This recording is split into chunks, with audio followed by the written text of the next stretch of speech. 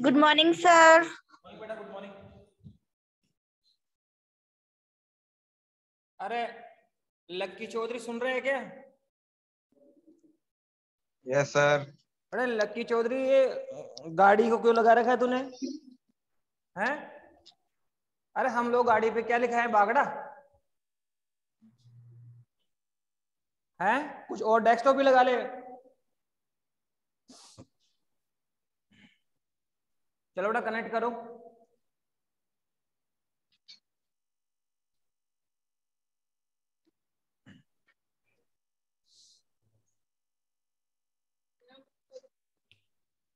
मैं नहा रहा हूँ, लादी उठा रहा हूँ। और माइक को म्यूट लेवल पर रखा करो बेटा।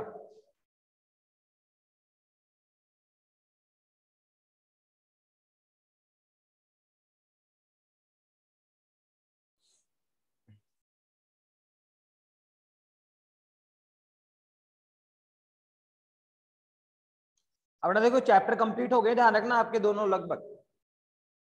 इसमें कोई टॉपिक ड्यू है तो देखना आप लोग, बताना मेरे को। वैसे तो अकॉर्डिंग जितना जो सिलेबस अभी एनसीईआरटी में है ना बेटा, वो मैंने कंप्लीट करा दिया आपको। अब इसके पीछे वाले जो क्वेश्चंस है ना, शॉर्ट क्वेश्चन वगैरह है, पीछे नोमिकस वगैरह है, वो करना शुरू करो आप लोग। क्वेश्चंस वगैरह तो बेटा अभी लेंगे नहीं अपन लोग, बस अपन थोड़ा सिलेबस पे चलते हैं। सारे एग्जाम्पल लगभग अपने डिस्कस कर लिए थे, और बुक के भी एग्जाम्पल पे ज्यादा फोकस करो कि बुक के जितने भी एग्जाम्पल है वो आपको सारे देखने हैं। और पीछे अनसोल्ड में जाकर आप जितने क्वेश्चन कर पा रहे हैं, जैसे छोटे क्वेश्चन तो करने ही करने हैं, जो शॉर्ट क्वेश्चन छोटे क्वेश्चन आते हैं वो आपको सारे करने हैं। और अनसोल्ड में कितने क्वेश्चन आप कर पाते हो, लगभग ऐसे नहीं कि बहुत ज्यादा टिपिकल क्वेश्चन वहां पे रखे हुए हैं, लेकिन आप जितने कर पा सकते हैं उतना कर लो बेटा आप लोग।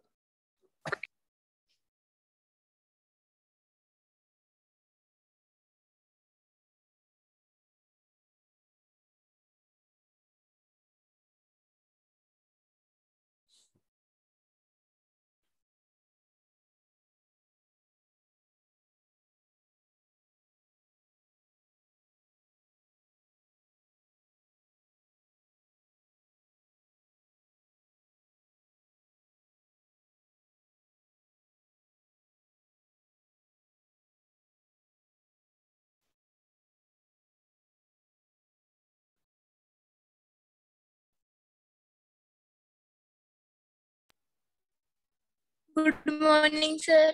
गुड मॉर्निंग बेटा, good morning. Good morning sir. Good morning बेटा। Good morning sir. Good morning बेटा।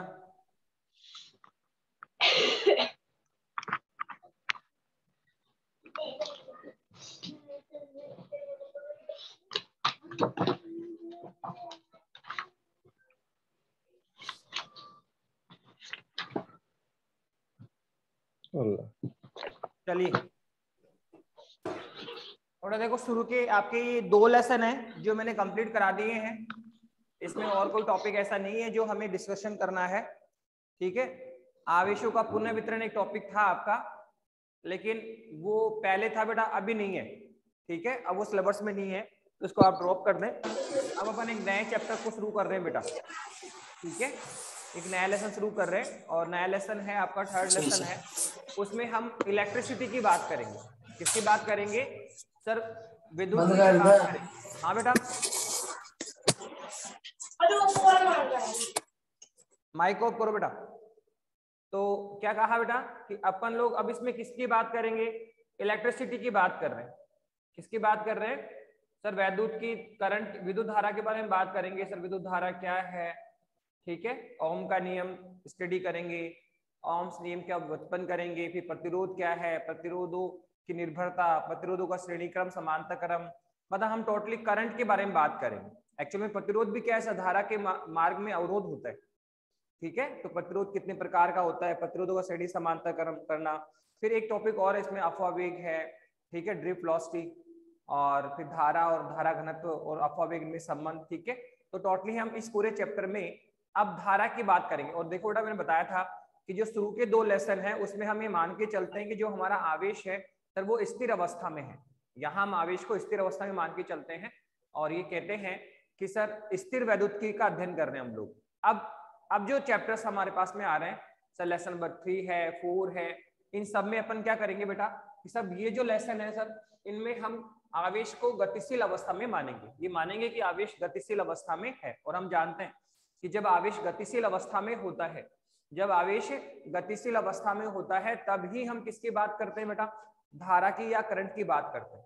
जब आवेश गतिशील अवस्था में होता है तब हम किसकी बात करते हैं, धारा या करंट की बात करते हैं। तो इस चैप्टर का नाम क्या है, विद्युत धारा। इस चैप्टर का नाम क्या है आपका, विद्युत धारा है।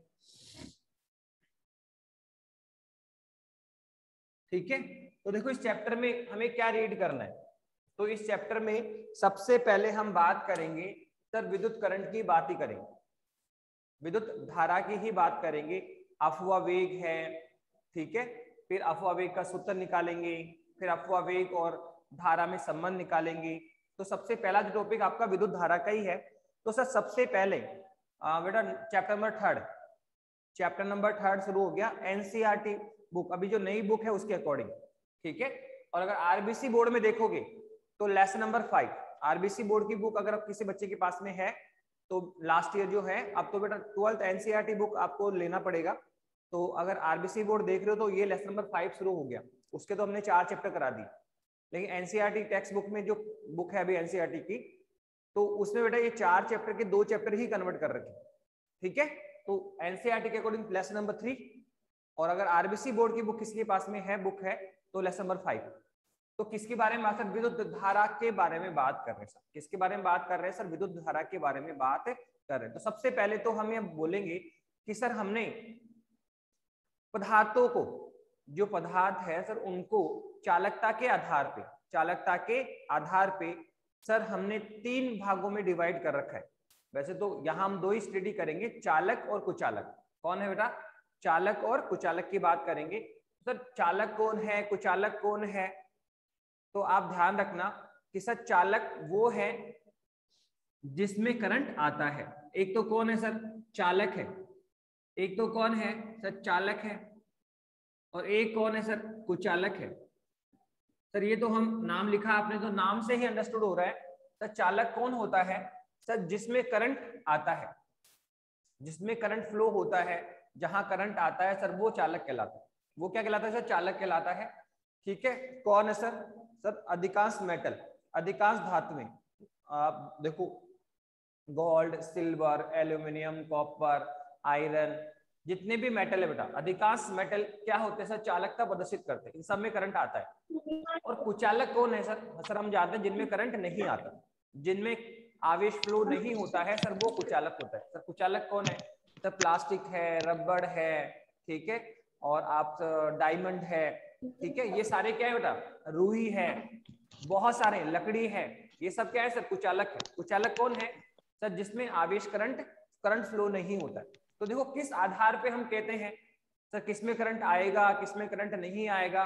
तो देखो मैं आपको बोलूंगा कि सर जो इलेक्ट्रॉन है वो मेटल में 2 अवस्था में पाया जाता है।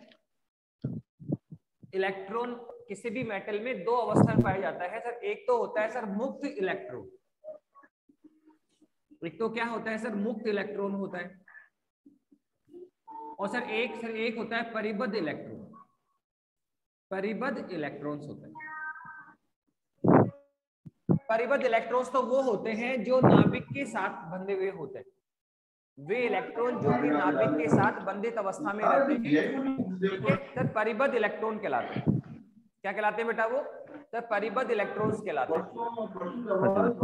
वे इलेक्ट्रॉन जो कि नाभिक के साथ बंधित अवस्था में होते हैं, वे इलेक्ट्रॉन जो कि नाभिक के साथ क्या है बेटा, बंधित अवस्था में होते हैं सर, वो क्या है सर, वो सब के सब परिबद्ध इलेक्ट्रॉन कहलाते हैं।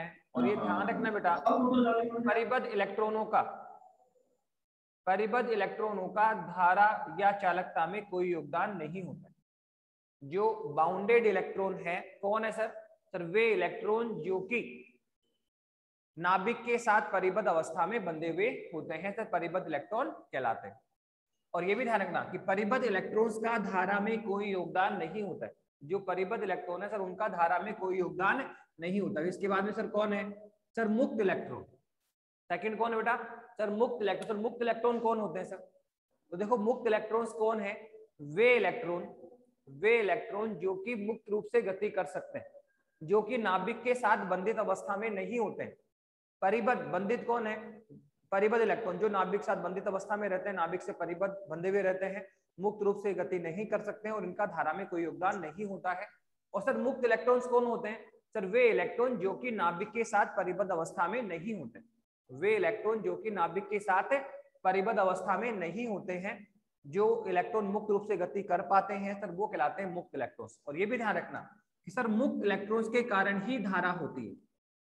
मुक्त इलेक्ट्रॉन्स जब फ्लो करते हैं, मुक्त रूप से गति करते हैं, तभी सर हमें करंट या धारा प्राप्त होती है, तभी हमें करंट या धारा की प्राप्ति होती है। ठीक है, तो क्या बताया कि सर इलेक्ट्रॉन 2 टाइप के हैं, मुक्त इलेक्ट्रॉन है, परिबद्ध इलेक्ट्रॉन है। सर परिबद्ध इलेक्ट्रॉन जो कि नाभिक से बंधित अवस्था में रहते हैं, नाभिक से बंधे हुए होते हैं, मुक्त रूप से गति नहीं कर पाते हैं, वो परिबद्ध इलेक्ट्रॉन कहलाते हैं। और परिबद्ध इलेक्ट्रॉन का धारा में कोई योगदान नहीं होता है। और सर मुक्त इलेक्ट्रॉन कौन है? सर वे इलेक्ट्रॉन जो कि मुक्त अवस्था में होते हैं, मुक्त रूप से गति कर सकते हैं, ये इलेक्ट्रॉन नाभिक से बंधे हुए नहीं होते हैं। और जब ये मुक्त रूप से गति करते हैं तो ही हमें क्या मिलती है? धारा मिलती है। परिभाषा बोलिए आपने 9th में 10th में, क्या बोला है सर? इलेक्ट्रॉन्स का मुक्त प्रवाह, इलेक्ट्रॉन्स जब मुक्त रूप से गति करते हैं, इलेक्ट्रॉन्स का मुक्त प्रवाह ही क्या कहलाता है? धारा कहलाती। तो जब इलेक्ट्रॉन्स मुक्त रूप से गति करेंगे सर, वो क्या कहलाती? धारा कहलाती। तो मुक्त इलेक्ट्रॉन्स के कारण धारा होती। तो देखो हम कैसे डिवाइड कर रहे हैं, हम कैसे डिवाइड कर रहे हैं कि सर कोई पदार्थ चालक है, कोई पदार्थ कुचालक है। हमने कहा सर ये जो मार्कर है सर इसमें करंट नहीं आता, ठीक है, जबकि आप देखो लोहे में करंट आता है, लकड़ी में करंट नहीं आता, जबकि सिल्वर में करंट आता है, गोल्ड में करंट आता है। तो आप कैसे डिसाइड कर पा रहे हैं सर, कैसे डिसाइड कर पा रहे हैं कि सर किस में करंट आएगा और किस में करंट नहीं आएगा? तो देखो कोई सिंपल सी बात है, कोई भी पदार्थ चालक है या कुचालक है, ये इस बात पे डिपेंड करता है कि सर उसमें इलेक्ट्रॉन जो है वो मुक्त, उसमें मुक्त इलेक्ट्रॉन है या नहीं है। देखो परिबद्ध इलेक्ट्रॉन तो सब में मिलेंगे, ये जो मार्कर है सर इसमें भी इलेक्ट्रॉन्स तो हैं, जानते हो बेटा, ये तो है ही नहीं कि बिना इलेक्ट्रॉन इसका पॉसिबल नहीं। सर आपने शुरू में बता दिया सर आवेश के बिना तो किसी वस्तु का अस्तित्व संभव होता ही नहीं है, अर्थात इस मार्कर में भी इलेक्ट्रॉन प्रोटॉन है। आप इस वॉच की बात करो सर, इसमें भी इलेक्ट्रॉन प्रोटॉन है, मतलब बिना किसी आवेश के या बिना इलेक्ट्रॉन तो किसी वस्तु का अस्तित्व संभव होता ही नहीं है। अब इलेक्ट्रॉन है तो सही, पर वो परिबद्ध अवस्था में है या मुक्त अवस्था में, उस बात से डिसाइड होगा कि वो चालक होगा या कुचालक होगा। इलेक्ट्रॉन तो सब भी में है, इलेक्ट्रॉन तो मार्कर में भी है, लकड़ी में भी है, गोल्ड में भी है, सिल्वर में भी है, पर वो इलेक्ट्रॉन परिबद्ध अवस्था में है या मुक्त अवस्था में। ठीक है, तो देखो परिबद्ध अवस्था में होगा तो वो कोई करंट प्रदर्शित नहीं करेगा, धारा में चालकता प्रदर्शित नहीं करेगा, और वो क्या होगा सर? कुचालक होगा। पर अगर इलेक्ट्रॉन मुक्त अवस्था में है तो वो धारा में योगदान करेगा या मुक्त रूप से गति करेगा, जिससे हमें धारा प्राप्त होगी, और वो क्या कहलाएगा? चालक कहलाएगा। तो कुल मिलाके कोई पदार्थ चालक होगा या कुचालक होगा, कोई पदार्थ चालक होगा या कुचालक होगा, ये किस बात पे डिपेंड करता है? सर ये इस बात पे डिपेंड करता है कि जो मेटल है सर उसमें मुक्त इलेक्ट्रॉन है या नहीं, उस पदार्थ में मुक्त इलेक्ट्रॉन है या नहीं। अगर मुक्त इलेक्ट्रॉन है तो वो चालकता प्रदर्शित करेंगे, वो चालक कहलाएंगे, और मुक्त इलेक्ट्रॉन नहीं है तो पदार्थ चालकता प्रदर्शित नहीं करेंगे या उसमें करंट फ्लो नहीं होगा, और वो क्या कहलाएंगे सर? कुचालक कहलाएंगे। कुचालक कौन है सर? प्लास्टिक है, रबड़ है, रुई है, लकड़ी है, ये सब कुचालक है सर। और सर चालक कौन? सर अधिकांश मेटल, जितने भी धातुएं हैं सर, अधिकांश मेटल चालकता प्रदर्शित करते हैं। तो ये हमने आपको डिवाइड कराया कि सर पदार्थों को धारा चालन के आधार पे दो मुख्य भागों में डिवाइड, वैसे तो एक और अर्धचालक जो आगे चल के पढ़ेंगे, फिलहाल तो दो में ध्यान रखो आप, चालक और कुचालक। तो सिंपल है सर, चालक जिनमें करंट आता है, कुचालक जिनमें करंट नहीं आता है। और किसी भी पदार्थ की चालकता या कुचालकता किस आधार पर निर्धारित होती है सर? उस पदार्थ में उपस्थित मुक्त इलेक्ट्रॉन की संख्या के आधार पर।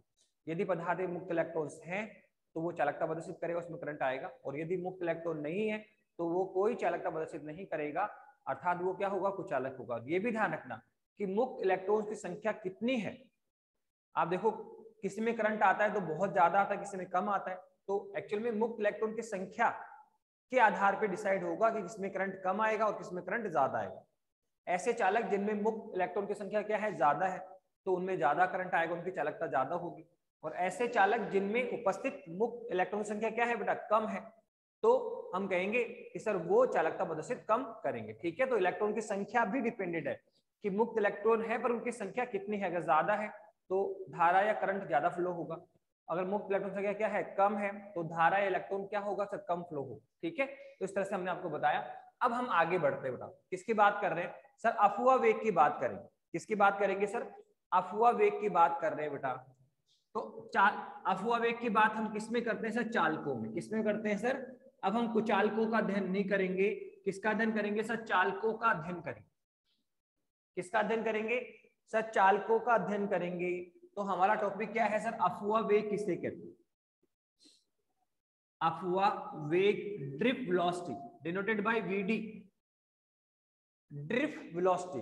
अफवाह वेग से हम क्या समझते हैं, तो सर अफवाह वेग क्या होता है, अफवाह वेग का सूत्र क्या होगा, इसकी डेफिनेशन क्या होगी, तो वही हमें निकालना है। अफवाह वेग के लिए डिफाइंड करेंगे और अफवाह वेग का सूत्र भी निकालेंगे। देखो क्या है सर, कोई भी चालक पृष्ठ है आपका, ये कोई भी आपका ये चालक पृष्ठ है।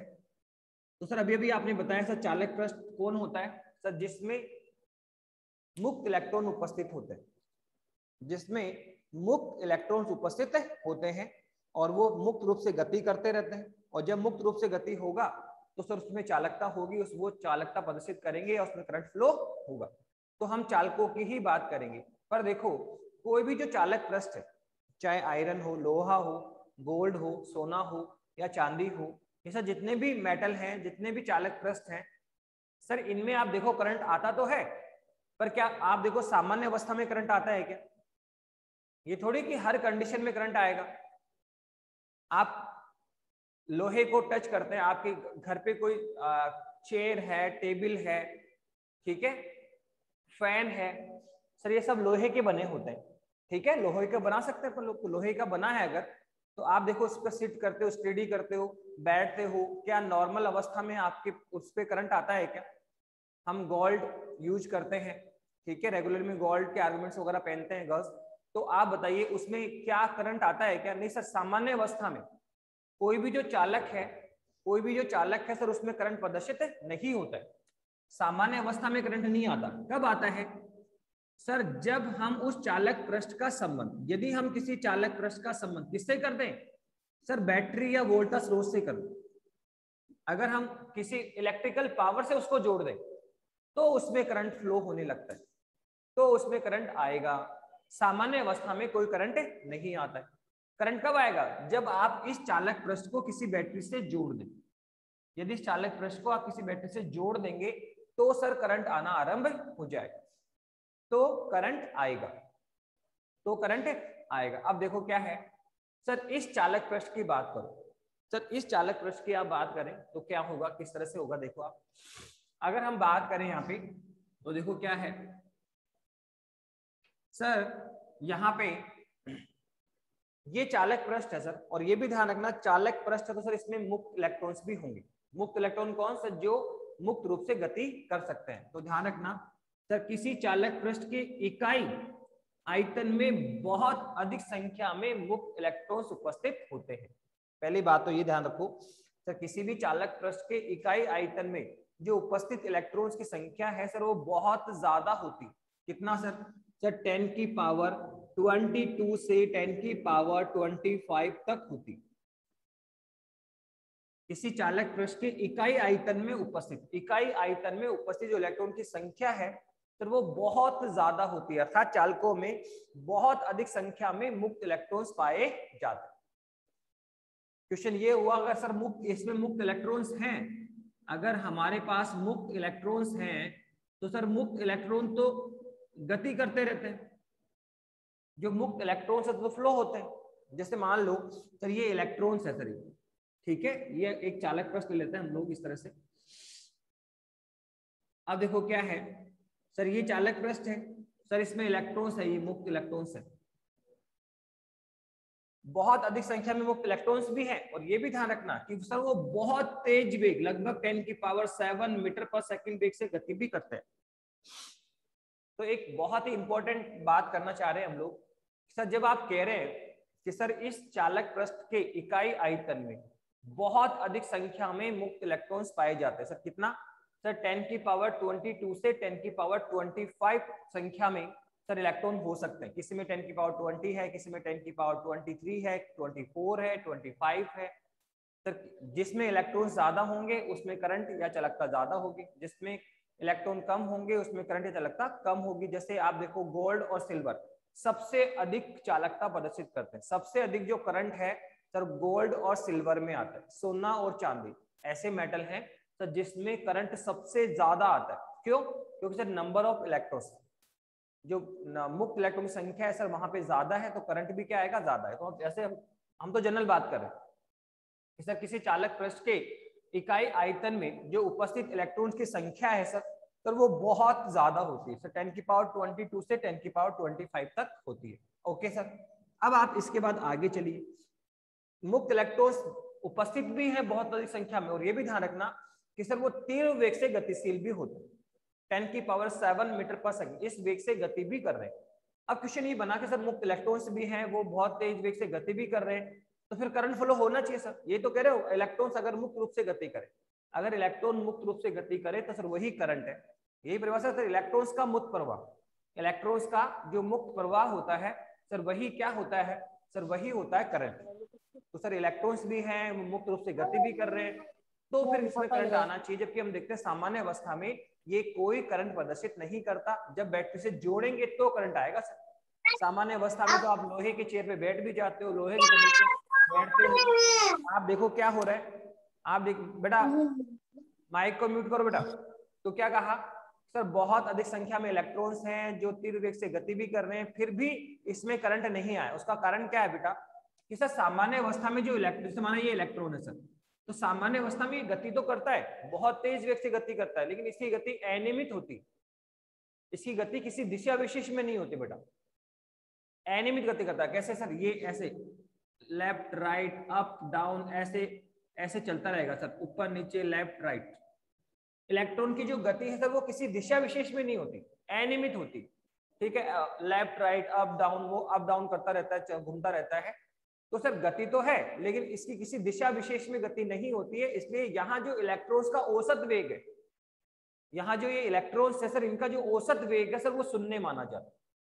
इलेक्ट्रॉन्स का जो औसत वेग है वो शून्य माना जाता है। सर मान लो सर इलेक्ट्रॉन्स का मतलब हो सकता है माना इसमें n इलेक्ट्रॉन्स उपस्थित है, माना इसमें कितने इलेक्ट्रॉन उपस्थित है सर, n इलेक्ट्रॉन उपस्थित है। पहला इलेक्ट्रॉन कौन है, E1, दूसरा इलेक्ट्रॉन कौन है, E2, तीसरा कौन है, E3 और लास्ट में कौन है, En।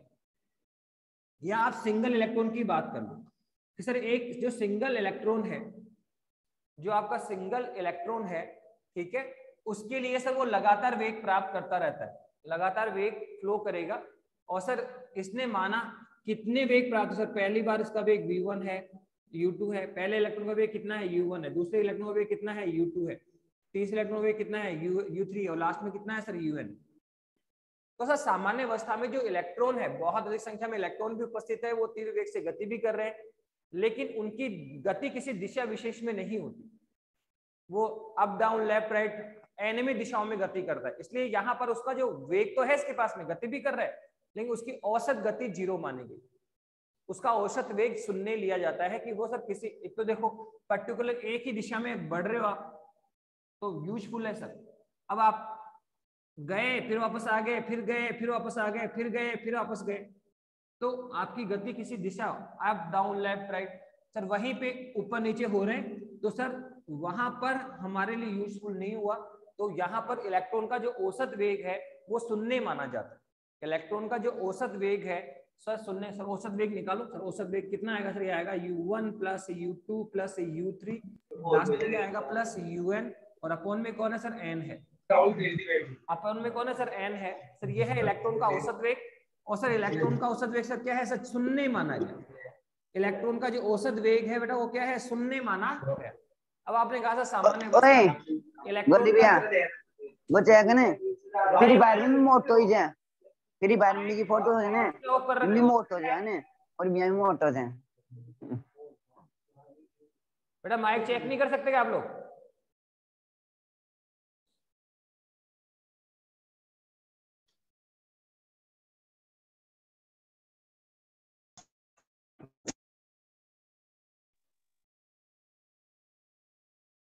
क्या कहा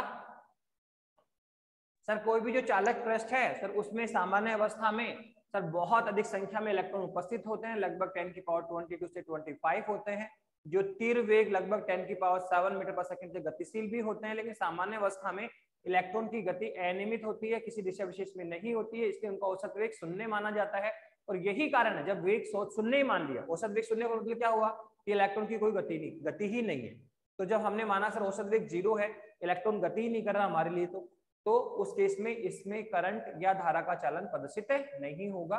और यही कारण है कि सामान्य अवस्था में किसी भी धातु पृष्ठ में कोई करंट प्रदर्शित नहीं होता है, चाहे लोहे की शीट हो, चाहे मेटल, कोई एल्यूमिनियम हो, कॉपर हो, गोल्ड हो, सिल्वर हो।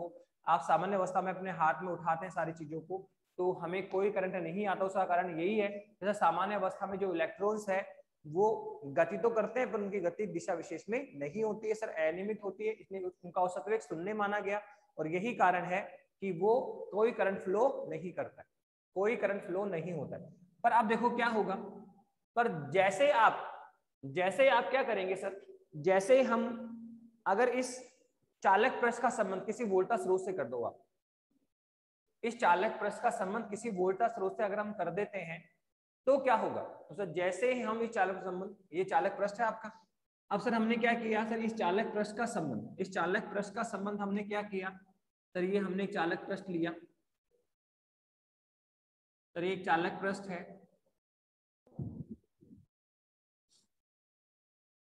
ओके सर, ये आपका चालक पृष्ठ है। सर इस चालक पृष्ठ का संबंध हमने किससे किया सर, चालक संबंध हमने किसी वोल्टा स्रोत या बैटरी से कर दिया। इस चालक पृष्ठ का संबंध क्या किया सर हमने, सर किसी वोल्टा स्रोत या बैटरी से हमने उसका संबंध कर दिया है। तो देखो जैसे आप इसका संबंध वोल्टा स्रोत या बैटरी से करेंगे, तो जो इस चालक पृष्ठ में उपस्थित इलेक्ट्रॉन थे, जो क्या कर रहे हैं सर, अनियमित गति कर रहे हैं। आप जानते हैं सर बहुत अधिक संख्या में मुक्त इलेक्ट्रॉन्स हैं जो अनियमित गति भी करते रहते हैं, ठीक है। तो आप देखो कि सर यहाँ जो इलेक्ट्रॉन है सर, जो कि अनियमित गति कर रहे थे सर, वो इस अनियमित गति के साथ में, जो अनियमित गति वो कर रहे थे वो तो अभी भी करेंगे, पर इस अनियमित गति के साथ में सर एक वो नियमित गति भी करने लग जाते हैं सर, वो एक नियमित गति भी करने लग जाते हैं सर। किधर करते हैं सर, बैटरी के धन इलेक्ट्रोड की ओर, सर बैटरी के सर धन इलेक्ट्रोड की ओर गति करेंगे सर। ये लो सर, ये इलेक्ट्रॉन है आपका, ठीक है। तो ये क्या करेगा सर, ये ऐसे मूव करेगा, यूं करेगा इस तरह से, ये लीजिए सर, ये आपका इलेक्ट्रॉन था सर, क्या कर रहा है सर, बैटरी के धन टर्मिनल की ओर, बैटरी के धन टर्मिनल की ओर एक नियमित गति करने लग जाता है। कौन सी गति सर, अनियमित गति जो पहले कर रहा था सर वो तो अभी भी करेगा, अनियमित गति जो पहले कर रहा था वो तो अभी भी होगी, पर इस अनियमित गति के साथ में वो एक नियमित गति भी करने लग जाता है। पर कब करेगा, जब हम उसका संबंध किसी बैटरी या वोल्टा स्रोत से कर देते हैं। तो अब बताओ, जैसे आपने संबंध वोल्टा स्रोत से किया, बैटरी से किया, तो अब ये इलेक्ट्रॉन जो पहले अनियमित गति कर रहा था, इस अनियमित गति के साथ में एक नियमित गति भी करने लग जाता है, जिससे हमें इस चालक पृष्ठ में क्या प्राप्त होती है सर, धारा का चालन होने लगता है। क्या होता है सर, धारा का चालन होने लग जाता है, धारा का चालन होने लग जाता है, जिससे हमें इसमें करंट फ्लो होगा, धारा प्राप्ति होगी। तो सर वही हमें निकालना है कि कितनी धारा हमें प्राप्त होगी। धारा का सूत्र निकालेंगे, और धारा का सूत्र निकालने के लिए पहले अपव्यय वेग डिफाइन करेंगे। तो देखो यहाँ तक आई थिंक समझ में आ गया होगा आपको कि क्या सर, कोई भी चालक पृष्ठ है सर, उसमें बहुत सामान्य अवस्था में सर बहुत, उस चालक पृष्ठ में सर बहुत इकाई, उस चालक पृष्ठ के इकाई आयतन में बहुत अधिक संख्या में मुक्त इलेक्ट्रॉन उपस्थित होते हैं, लगभग 10⁻22 होता है, जो कि बहुत तीव्र वेग 10⁷ मीटर पर सेकंड वेग से गतिशील होते हैं। और सर लेकिन इनकी गति किसी दिशा विशेष में नहीं होने के कारण, अनियमित गति होने के कारण इनका औसत वेग शून्य माना गया। और यही कारण है कि सामान्य अवस्था में ये चालक पृष्ठ कोई चालकता प्रदर्शित नहीं करता है। लेकिन यदि इस चालक पृष्ठ का संबंध किसी वोल्टा स्रोत से कर दिया जाए, यदि इस चालक पृष्ठ का किसी वोल्टा स्रोत से कर दिया जाए, तो सर क्या होगा सर, चालक पृष्ठ में उपस्थित इलेक्ट्रॉन, चालक पृष्ठ में उपस्थित इलेक्ट्रॉन अपने इस अनियमित गति के साथ में, अपने इस अनियमित गति के साथ में सर एक नियमित गति भी करने लगता है। चालक पृष्ठ क्या करेगा सर, सर इस अनियमित गति के साथ में एक नियमित गति भी करेगा सर। किधर सर, धन इलेक्ट्रोड की ओर। किधर करेगा बेटा सर, धन इलेक्ट्रोड की ओर गति करेगा, जिससे इस चालक पृष्ठ में धारा का चलन होने लग जाता है। जिससे इस चालक पृष्ठ में धारा का चालन होने लगता है। तो इस चालक पृष्ठ में कितनी धारा मिलेगी सर वो निकालेंगे, पर पहले हम अफवा वेग को डिफाइन करेंगे। सर एक्चुअल में अफवा वेग कौन है सर? तो देखो आप इस नियमित गति का अध्ययन करें, इस नियमित गति का अध्ययन करेंगे तो देखो सर ये इलेक्ट्रॉन है सर, तो जैसे संबंध बोलना शुरू करोगे तो सर ये धन इलेक्ट्रोड की ओर एक नियमित गति करेगा। तो देखो यहां से यहां तक गया, वो यहां से यहां तक गया, तो सर वो कुछ दूरी बिल्कुल सीधा चलेगा। इलेक्ट्रॉन इस गति में देखो क्या हो रहा है सर, कुछ दूरी बिल्कुल सीधा चलता है, फिर किसी अन्य इलेक्ट्रॉन से टकरा जाएगा या किसी जालक पृष्ठ से टकरा जाएगा और टकरा कर अपने जाने की दिशा बदल लेगा।